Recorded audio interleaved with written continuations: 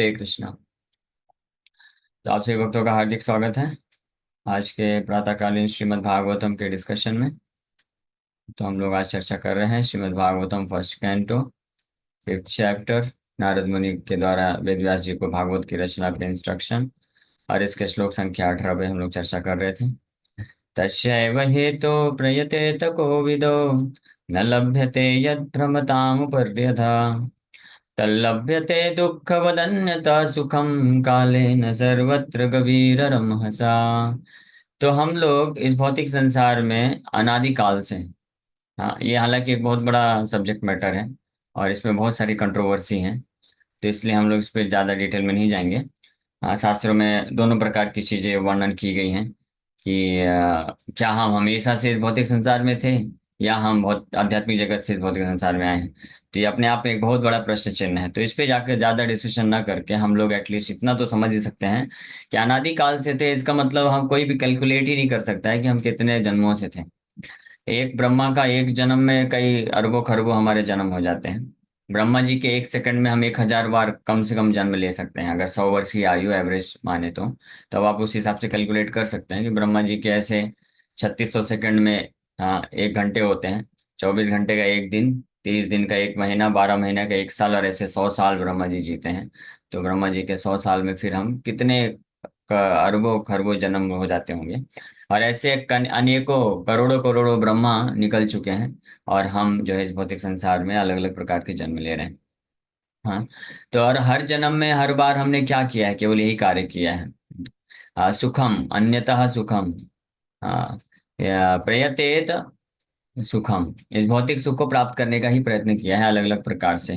तो इसीलिए निष्कर्ष ये निकाल सकते हैं कि इस भौतिक संसार में कोई भी ऐसा सुख नहीं बचा है जो हमने आज तक एक्सपीरियंस ना किया हो।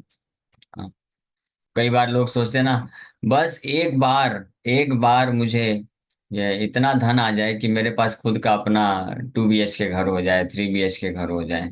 बस एक बार इतना पैसा आ जाए प्रभु जी कि मेरा खुद का अपना 4 व्हीलर हो जाए। लेकिन एक्चुअली में ऐसा नहीं है। वो जिस पर जो भी हम सुख की कामना करते हैं इस संसार में, वो हम उस जो है एक्सपीरियंस कर चुके हैं। इस जन्म में नहीं तो पिछले किसी न किसी जन्म में कर चुके हैं। ऐसा कोई भी भौतिक सुख बचा नहीं है जो हमने एक्सपीरियंस ना किया हो, और ना ही ऐसा कोई भौतिक दुख है जो हमने एक्सपीरियंस ना किया हो। नरक में भी जाकर के बहुत सारे जो है अलग अलग प्रकार के कष्ट, जो नरक में जो वर्णन है भागवत के 5वें स्कंद में, तो हर प्रकार उस प्रकार के भी चीजों का हमने सामना कर चुके हैं हम लोग। और स्वर्ग इत्यादि लोकों में जाके इंद्र चंद्र वरुण ये सब बन के भी हम लोग अलग अलग प्रकार के जो भोग हैं, ऐश्वर्य हैं, उसको भी एक्सपीरियंस कर चुके हैं। तो निष्कर्षतः ये है कि कोई भी ऐसा सुख नहीं है जो हम एक्सपीरियंस नहीं किए, अनुभव नहीं किए हैं। और ना ही कोई ऐसा दुख बचा है इस भौतिक संसार में जो हम अनुभव ना किए हों। तो इसीलिए जो है ये अब समय है कि, इसलिए यहाँ पे ये जो शब्द आया है, भ्रमति उपरि अधः, तल न लभ्यते यद भ्रमताम उपरि अधः। तो भ्रमताम उपरि अधः मतलब ब्रह्मांड के ऊपरी छोर से लेकर के नीचे छोर तक हम सब कुछ अनुभव करने के बावजूद भी असंतुष्ट हैं, पूर्ण रूप से सुख नहीं है, और अभी भी हम भौतिक संसार में फंसे हुए हैं। तो इसीलिए नारद मुनि इंस्ट्रक्शन दे रहे हैं कि अब आप उन प्रकार के सुखों को प्राप्त करने की चेष्टा नहीं करना चाहिए। भ्रमति ऊपर ऊपरी अधः, ब्रह्मांड के ऊपरी छोर से लेकर के नीचे तक जो सुख भी, जो भी अलग अलग अनलिमिटेड वैरायटी का जो सुख उपलब्ध है, उसको प्राप्त करने की चेष्टा मत करो। क्यों? पहले तो लॉजिक दी है कि काले न सर्वत्र कबीर रमहसा। हाँ, तल लभ्यते, आप उसको प्राप्त कर लोगे। लभ्यते मतलब आपको प्राप्त हो जाएगा। अन्यतः मतलब अपने आप ही अन्य तरीके से प्राप्त हो जाएगा। अन्यतः मतलब होता है कि पूर्व कर्म के अनुसार ऑलरेडी डिस्टाइंड है, अन्य तरीके से। इसलिए प्रयतेत न प्रयतेत, इसलिए प्रयत्न मत करो। अन्यथा मतलब आप दूसरे तरीके से आप प्राप्त कर लोगे। जैसे दुखवत, जैसे दुख मिल जाता है वैसे सुख भी मिल जाएगा, है ना। तो ये इस चीज को यहाँ पे बोले तीसरे लाइन में, तल लभ्यते दुखवत अन्यतः सुखम। लेकिन जो दूसरा लाइन है इसमें नारद मुनि ये इंगित कर रहे हैं, सूचित कर रहे हैं कि मान लो नहीं भी प्राप्त होगा भौतिक सुख, तो इतना टेंशन क्यों लेना, इतना शोक में क्यों जाना? कुछ आपका नुकसान नहीं होने वाला है, क्योंकि ऑलरेडी इस प्रकार के भौतिक सुखों को हम कई बार प्राप्त कर चुके हैं, फिर भी संतुष्ट नहीं है। हाँ, इसीलिए जो है भ्रमताम ऊपरी अधः, ऊपर से लेकर के नीचे तक हमको उस भौतिक सुख के लिए को की प्राप्ति की चेष्टा में नहीं लगना चाहिए। हाँ, उस चीज को प्राप्त करने के लिए चेष्टा करना चाहिए जिसको अभी तक हमने आज तक प्राप्त ही नहीं किया है, ना चेष्टा किया है। हाँ, वो क्या चीज है? दैट इज कृष्ण कॉन्शियसनेस, भगवान कृष्ण की शुद्ध भक्ति। कृष्ण के चरण कमलों में आश्रय प्राप्त करने की जो चेष्टा है, प्रयत्न है, अनादि काल से अभी तक हम किए नहीं है। इसका प्रूफ क्या है? कोई बोल सकता है ना, नहीं नहीं, क्या भरोसा प्रूफ जी, पिछले पिछले मनुष्य जीवन में भी हमने किया होगा, सब छोड़ छाड़ के शुद्ध भक्ति किए होंगे कृष्ण का। क्या प्रूफ है? आप बताइए कि हमने अभी तक वास्तविक रूप में कृष्ण के चरण कमलों का आश्रय प्राप्त करने का चेष्टा नहीं किया है। कौन बता सकता है? बोलिए, कोई अनम्यूट करके बोलिए, नहीं तो चैट बॉक्स में लिख के बताइए क्या प्रूफ है कि अभी तक हमने जितने भी जन्म लिए हैं, हम लोग केवल और केवल ब्रह्मताम उपरियदा उसी भौतिक सुखों को प्राप्त करने का ही चेष्टा किए हैं। कृष्ण के चरण कमलों में आश्रय प्राप्त करने का चेष्टा अभी तक हमने एक बार भी नहीं किया है। शुद्ध शुद्ध भक्ति की बात कर रहे हैं, हम चेष्टा नहीं किए हैं। जैसे नारद मुनि बोल रहे हैं, आप उसके लिए प्रयत्न करिए, एक बार उसके लिए तो प्रयत्न करके देखिए। भौतिक सुख का तो कई बार प्रयत्न कर चुके हैं और एक्सपीरियंस अनुभव भी कर चुके हैं, लेकिन फिर भी कोई फायदा हुआ नहीं है। हाँ, इसके भी दोनों के प्रूफ हैं कि हमने भौतिक सुख इस संसार के, हाँ, भिन्न भिन्न प्रकार के देवताओं के लोकों में जो सुख प्राप्त होता है, उसको भी हम प्राप्त करने की चेष्टा भी कर चुके हैं और प्राप्त भी कर चुके हैं, और एक बार दो बार नहीं, कई बार प्राप्त कर चुके हैं। इसका क्या प्रूफ है, ये बताना है आपको। और साथ ही साथ में भगवान कृष्ण के प्रति शुद्ध भक्ति प्राप्त करने का अभी तक चेष्टा नहीं की है इतने करोड़ों अरबों जन्मों से, इसका क्या प्रूफ है? यस बताइए, यस श्यामा माता जी। प्रभु जी, जो हमारे ये अनर्थ है, बार बार भोग करने की इच्छा ये बार बार आ जाती है, तो इससे प्रूफ है ये कि हमने पिछले जन्मों में सिर्फ यही किया है। हाँ, वेरी नाइस। हाँ, तो ये वो भ्रमताम ऊपरी अदा ब्रह्मांड के ऊपर से लेकर के नीचे तक हम भ्रमण करते करते केवल भौतिक इच्छाओं को पूर्ति करने का ही चेष्टा किए हैं। और एक बार दो बार सौ बार हजार बार नहीं, करोड़ों करोड़ों बार की। इसीलिए तो इतना तीव्र इच्छा अभी भी बना हुआ है ना। ये भोग की जो प्रवृत्ति है, ये बहुत बहुत ही जो है नेचुरल है, स्वाभाविक हो चुकी है। हाँ, आप जैसे एक छोटा बच्चा होता है ना, जिसको बोलना भी नहीं आता है। हाँ, उसको बोलना भी नहीं आता है, कृष्ण का नाम नहीं ले सकता है, लेकिन उसके सामने खाद्य पदार्थ रख देंगे ना, तुरंत जाके लपक के खा लेगा। हाथ, तुरंत हाथ डालता है खाने के लिए, सेंस ग्रेटिफिकेशन क्योंकि इतना कर चुका है कि इमीडिएटली जैसे ही कुछ खाद्य पदार्थ होता है या खाने का चीज नहीं भी होगा, उसको ज्ञान भी नहीं है कि इसको खाना चाहिए कि नहीं खाना चाहिए, वो तुरंत हाथ मारेगा और उसको मुंह में डालेगा। इसलिए माँ बाप को बड़ा टेंशन होता है, अरे ये कुछ भी लेता है मुंह में डाल लेता है। सिक्का, जो लोहा है, कुछ सिक्का है, वो सब मुंह में डाल देता है। तो इसलिए बचपन में बड़े सतर्क रहना पड़ता है माँ बाप को, कहीं कुछ ऐसा चीज खा लिया, गले में अटक गया। और ऐसे कुछ केसेस भी हुए हैं कि कुछ बच्चों का ऐसा मृत्यु हो गया, उन्होंने जो है सिक्का जो है मुंह में डाल लिए और गले में अटक गया, सांस नहीं ले पाए और मृत्यु हो गया। तो ये क्या है? ये अपने आप में प्रूव करता है कि नेचुरल टेंडेंसी है सेंस ग्रेटिफिकेशन करने की, है ना। और दूसरा प्रूफ पल्लवी माता जी बता रहे हैं। यस पल्लवी माता जी, पल्लवी माता जी ने हाथ ऊपर किया था, सुन पा रही जी हैं? जी, हरे कृष्ण। हाँ हाँ, हरे कृष्णा। यही है कि मतलब कृष्ण के प्रति आकर्षण लगने में बहुत टाइम लग रहा है, और आकर्षण हो भी जाता है तो भक्ति नहीं कर पा रहे हैं, उसका नाम नहीं ले रहे हैं। यही कारण है, नहीं तो फिर पिछले जन्म में किया होता तो अभी तक तो हम कितने आगे निकल गए होते। हाँ, सही बात है, वेरी नाइस। तो हम लोग इतना प्रयास कर रहे हैं, फिर भी भगवान के प्रति मति विकसित होना बड़ा मुश्किल हो जा रहा है। लेकिन भौतिक जो चीजें हैं, आसक्ति है जिनके प्रति, उनके प्रति तुरंत आसक्ति विकसित हो जाती है ना। तो ये एक प्रूव करता है कि हमने पिछले जन्म में ऑलरेडी भौतिक सुख को खूब प्राप्त करने का चेष्टा किया और खूब प्राप्त भी किया है। और दूसरा कि कृष्ण का शुद्ध भक्ति से, उनके कृष्ण के चरण कमलों में शुद्ध रूप से आश्रय लेने का प्रयास हम नहीं किए हैं, या किए थे लेकिन पूर्ण रूप से सफल नहीं हो पाए। इसका प्रूफ क्या है? कि हम इस भौतिक संसार में हैं। हाँ, यस अंकिता माता जी, आपको कुछ ऐड करना है इसमें? नहीं प्रभु, यही पॉइंट था जो आपने अभी कहा। हरे कृष्ण। ओके, ओके, ठीक है। तो मेरे ख्याल से आप ये समझ गए होंगे कि इसलिए नारद मुनि यहाँ पे जो रिक्वेस्ट कर रहे हैं, ये कोई जो है असाधारण चीज नहीं है। मतलब ये हमारे लिए इसको क्या बोलेंगे कि ये बिल्कुल वैलिड है, ये वैलिड इंस्ट्रक्शन है ना। वैलिड इंस्ट्रक्शन मतलब ये योग्य है पूरी तरह से। हाँ, इसमें कोई भी क्वेश्चन नहीं उठा सकता कि ऐसा कैसे बोल सकते हैं आप कि हम भौतिक सुख के लिए चेष्टा ना करें। एक बार ट्राई तो करने दीजिए। हमने अभी हर प्रकार का सुख को जैसे कुछ लोग बोलते बोलते भी हैं ऐसा, दक्ष प्रजापति की फिलॉसफी है। दक्ष प्रजापति, नारद मुनि दक्ष प्रजापति के पहले 10,000 पुत्र हुए, तो उनको अच्छे से इंस्ट्रक्शन दे करके उनको सन्यासी बना दी। फिर उसके बाद 1,000 और पुत्र पैदा किए वो, तो उनको भी सन्यासी बना दिए। तो दक्ष प्रजापति बिल्कुल लाग बाबूला हो गए, आंखें बिल्कुल लाल हो गई, फड़फड़ाते हुए होंठ से बिल्कुल नारद मुनि को श्राप देने लग गए और खूब निंदा की। नारद मुनि का बहुत निंदा करते हैं नारद मुनि, लेकिन सब सहन कर लेते हैं, कुछ बोलते नहीं।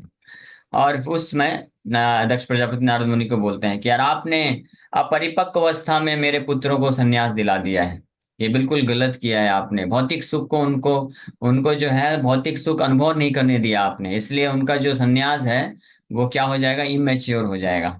जब तक ना, ये दक्ष प्रजापति फिलॉसफी बोलते हैं, कई कई बार ऐसा फिलॉसफी, कई बार ऐसे बोलते हैं लोग, हाँ, स्पेशली पेरेंट्स, ऐसे पेरेंट्स बोलते हैं अपने बच्चों को, जो बच्चे ब्रह्मचारी जाके ज्वाइन करते हैं।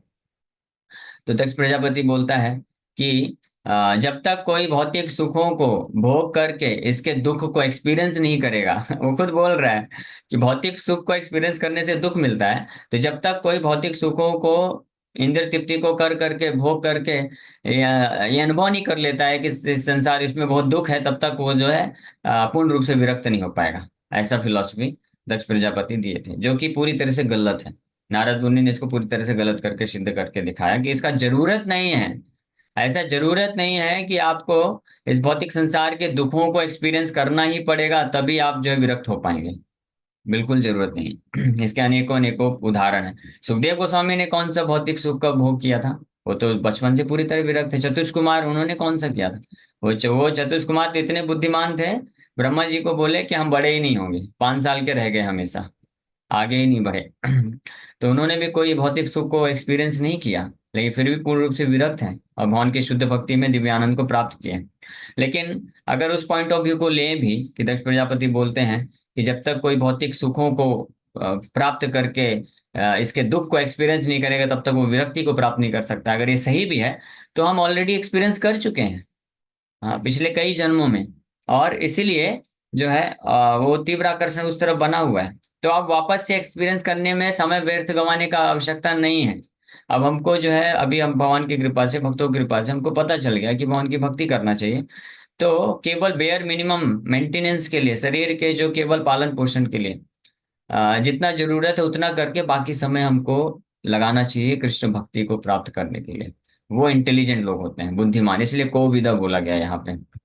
तो जो बुद्धि, नारद मुनि इसलिए बोल रहे हैं कि जो बुद्धिमान व्यक्ति है वो इस प्रकार से प्रयत्न करेंगे, वो फंसेंगे नहीं कि चलो थोड़ा इस भौतिक संसार का कुछ सुख भी एक्सपीरियंस कर लेते हैं, अब आए हैं भौतिक संसार में तो कुछ सब कुछ एक्सपीरियंस करके जाना चाहिए, है ना।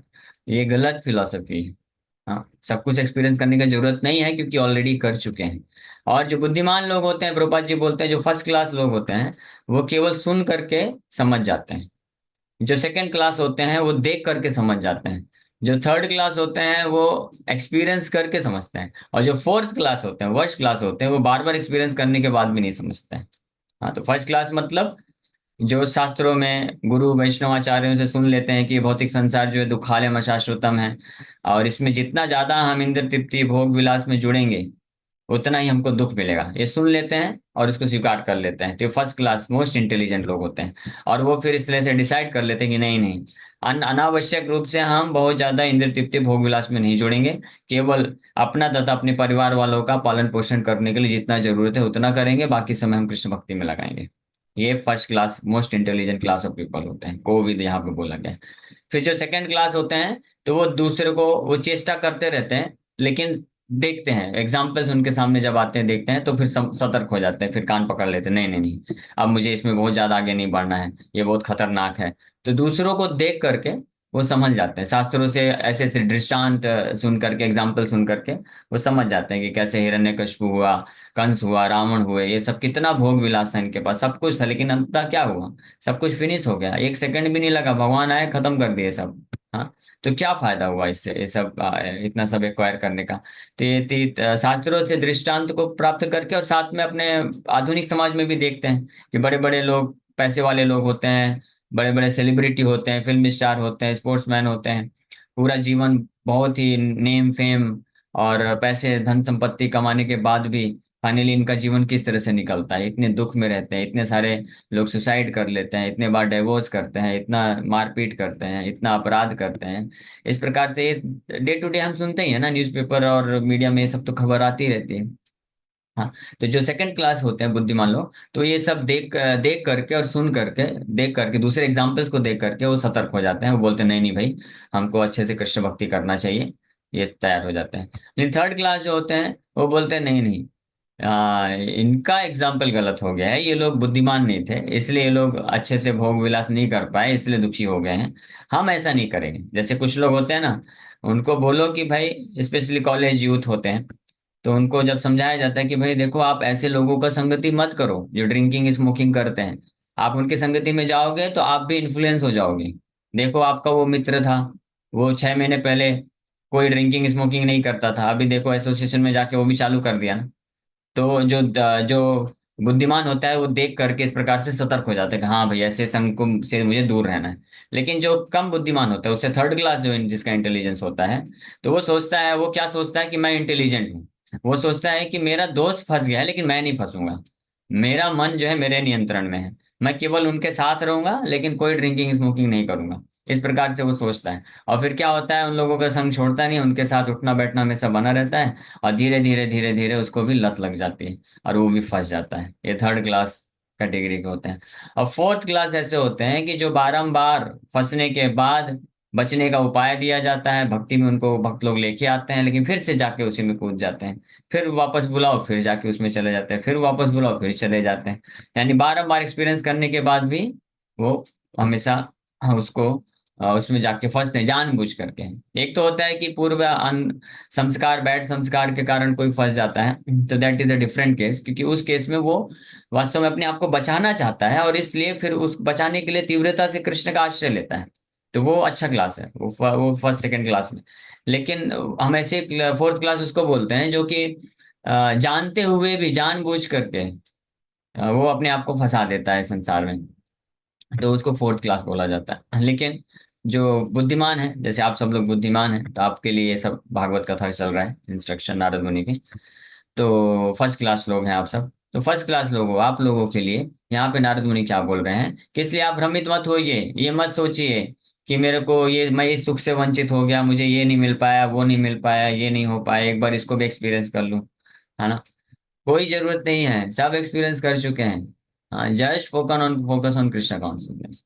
हाँ, केवल कृष्ण भक्ति में फोकस करिए।